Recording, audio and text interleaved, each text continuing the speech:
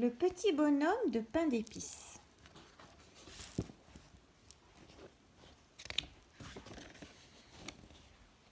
Il était une fois un petit vieux et une petite vieille qui habitaient une jolie maison tout en haut d'une colline. Le petit vieux aimait jardiner dans son jardin. Il cultivait toutes sortes de légumes et passait de longues heures à les regarder pousser. La petite vieille, elle, aimait travailler bien au chaud dans sa cuisine. Chaque jour, elle confectionnait pour son époux de délicieux gâteaux. Ce matin-là, elle décida de faire une surprise au petit vieux. Elle réfléchit un moment puis se mit à travailler sa pâte.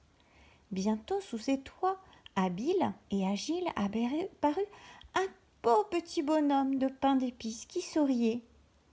Ses yeux étaient 2 raisins secs et sa bouche une cerise. La petite vieille plaça sur son habit des boutons en sucre candi et lui fit un chapeau en sucre d'orge de toutes les couleurs. Puis, elle mit le bonhomme de pain d'épices à cuire au four et s'assit sur sa chaise à bascule pour se reposer. La petite vieille somnolait quand elle entendit tambouriner à la porte du four. Elle se leva et ouvrit le four pour voir si le petit bonhomme de pain d'épices était cuit.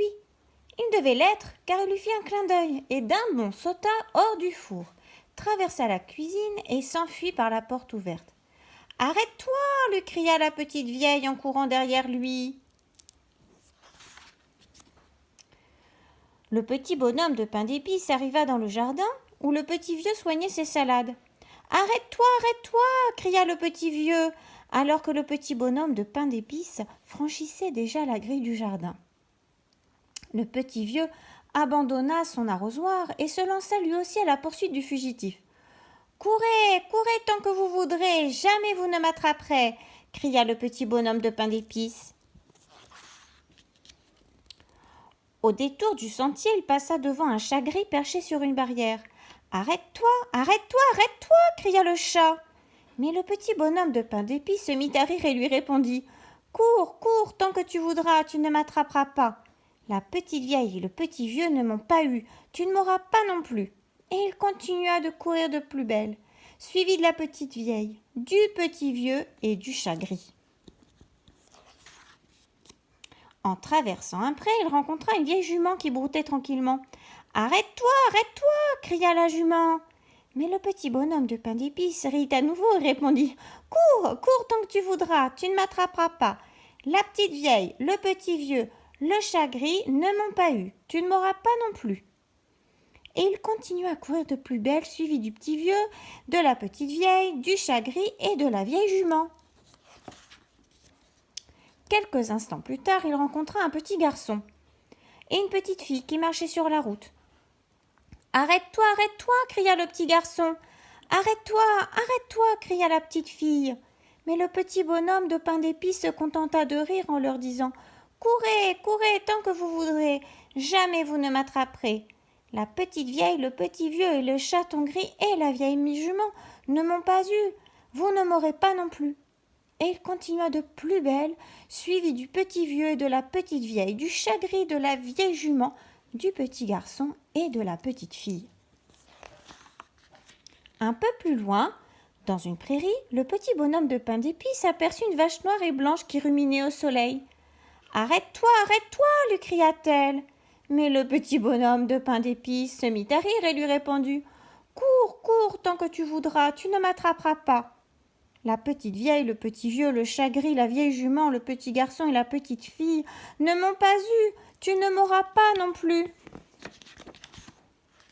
Et il continua de courir de plus belle, suivi de la petite vieille, du petit vieux, du chat gris, de la vieille jument, du petit garçon, de la petite fille et de la vache noire et blanche.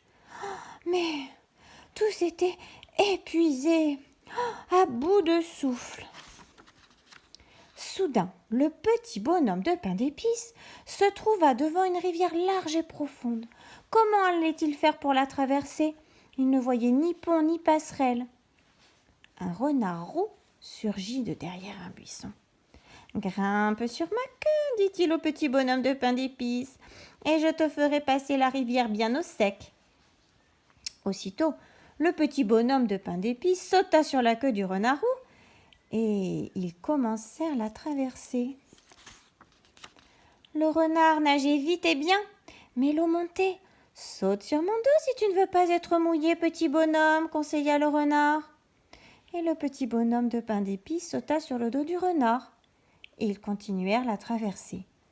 Mais l'eau montait encore. « Seul sur ma tête, saute sur ma tête, petit bonhomme, dit le malin renard. Et le petit bonhomme de pain d'épices sauta sur la tête du renard. Mais l'eau montait, montait toujours. « Saute vite sur mon nez !» cria alors le renard.